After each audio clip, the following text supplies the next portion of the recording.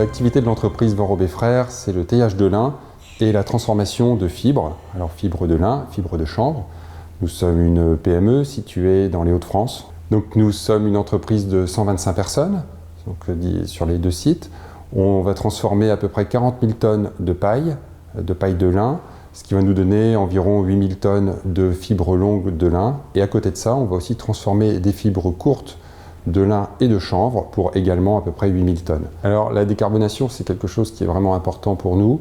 Le lin, c'est une fibre écologique. Déjà, c'est une fibre qui demande très peu d'intrants, quasiment pas d'irrigation. Donc on a déjà cet ADN qui est là pour faire en sorte de peser le moins possible sur l'environnement. Aujourd'hui, on souhaite aller encore plus loin et on a démarré un projet pour travailler sur la gazéification, donc utiliser le bois issu du taillage de lin, donc ce qu'on appelle les ANA, et utiliser ces ANA pour produire de la chaleur, de la vapeur et également de l'électricité. Donc de manière à être autoconsommateur de nos matières premières.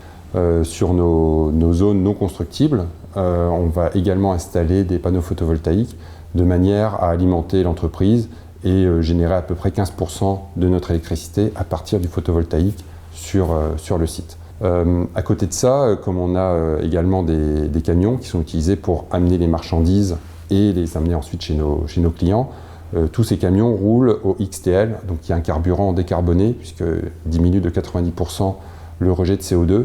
Et donc nos camions qui font à peu près certains 10 000 km par mois roulent exclusivement avec ce carburant, ce qui diminue fortement leur impact sur l'environnement. Et au niveau de l'entreprise, on a aussi un programme de renouvellement des moteurs, de manière à passer sur des catégories plus économes en énergie, des IE3, IE4 et plus loin.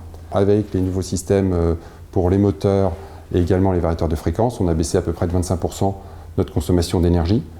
Au niveau de la consommation des camions, on est resté stable, grâce à aussi des formations qui permettent à nos chauffeurs de pratiquer l'éco-conduite. Donc en fait d'avoir un mix énergétique qui nous permettrait de décarboner à plus de 40% notre énergie. Donc ça c'est un premier pas et on souhaite aller plus loin. Typiquement on va construire des nouveaux bâtiments de stockage et ces bâtiments sont déjà prévus pour pouvoir accueillir du photovoltaïque. Et puis c'est une démarche de fond en fait qui appelle, c'est un peu la méthode des petits pas, mais on commence par des petits éléments et puis finalement quand on voit le chemin parcouru en un peu moins de 10 ans, ça donne de l'énergie pour continuer à avancer. Et d'autant plus que ça nous permet de faire des économies, en particulier en énergie, et donc de débloquer des budgets pour continuer cette amélioration.